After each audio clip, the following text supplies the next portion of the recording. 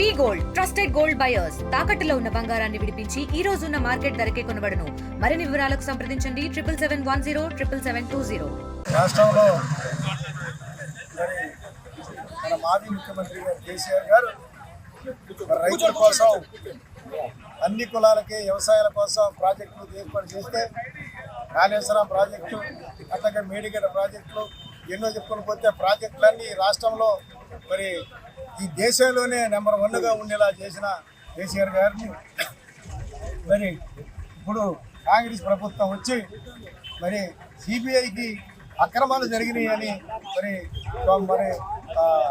ఆ రకంగా ఆరోపణలు చేసి కేసీఆర్ గారిని మరి లోపటేయడానికి మరి కేసీఆర్ గారు ఎంతో రైతులకు మేలు చేసుకుంటూ ప్రాజెక్టులు చేసుకుంటూ వస్తే ఇప్పుడున్న కాంగ్రెస్ ప్రభుత్వం మరి అనవసరంగా ఈ రాష్ట్రం మరి అప్పుల పాలలో చేసి మమ్మల్ని వ్యతిరేకంగా చేస్తున్నారని కాంగ్రెస్ ప్రభుత్వం కేసీఆర్ గారి మీద దర్యాలు చేయటం పద్ధతి కాదు.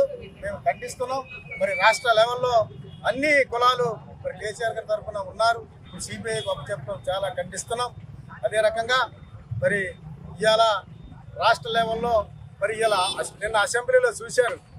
మరి ప్రాజెక్టుల గురించి హరీష్ రావు గారు మరి ఒక్క మంత్రి గారు కూడా మరి కొంతమంది మంత్రులు ఆ ప్రాజెక్టులు తెచ్చినప్పుడు కొంతమంది మంత్రులు టీఆర్ఎస్ పార్టీలో కూడా ఉన్నారు.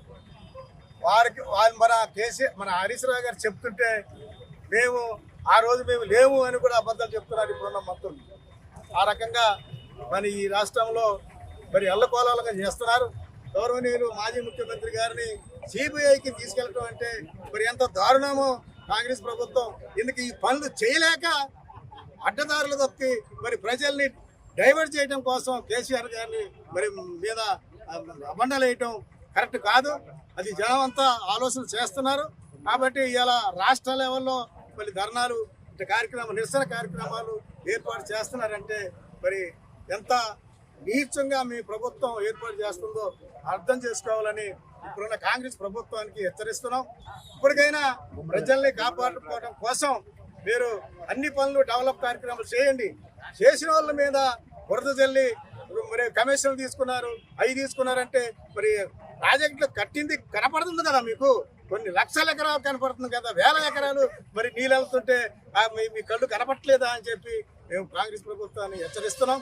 అదే రకంగా ఇప్పుడు ఈ మండలంలో ఉన్న ప్రతి ఒక్క ప్రాజెక్టు చూడండి, ప్రతి ఒక్కటి ప్రాజెక్టు తెగిపోయి ఇప్పుడు 2 సంవత్సరాలు అవుతుంది.